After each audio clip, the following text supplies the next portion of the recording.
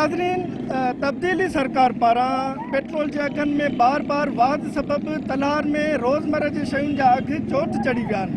अचो त इन हवाले सां हितां जे शहरियुनि सां ॻाल्हायूं ते असांखे छा था ॿुधाइनि। तमाम घणी महंगाई है तलार शहर में, को पुछण वारो ही कोने को।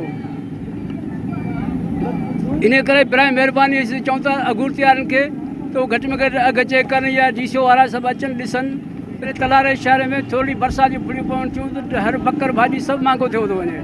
ॻोड़ भाॼी सभु महांगा, अटो महांगो, खंड महांगी, 100 रुपए खां मथे खंड भी मिले। तमामु घणी महंगाई वधी वई आहे। या ॾींहं ट्रा थींदा हे सभु शयूं चढ़ंदियूं आहिनि। मज़ूर जी मज़ूरी 400 रुपया, ख़र्च हिकिड़े टाइम जो घर थो हले त 500 जो नोट आहे कोन, बोर्ड बि सवलो कोन थो थिए। हे जेके रोज़ हलनि पियूं टमाटा बटाटा ग़रीब खाइनि न, या गाॾियूं सस्तियूं कंदासीं त पोइ गाॾियुनि में छा असां ग़रीब आहियूं गाॾियूं वठंदासीं वञी हा। खान पेट्रोल जे अघनि में वाध कई है, उन सबब गरीब माण्हुनि जी सफ़ा जेल भञे अहिड़ी आहे।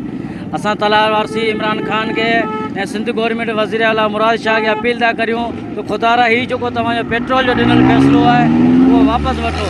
मुतालबो कयो आहे तब्दीली सरकार ऐं वफ़ाक़ हुकूमत खां तलार में महांगाई जे अघनि ते कंट्रोल करे आवाम खे रिलीफ ॾिनो वञे। नवाज़ जो सिंध टीवी न्यूज़ तलार।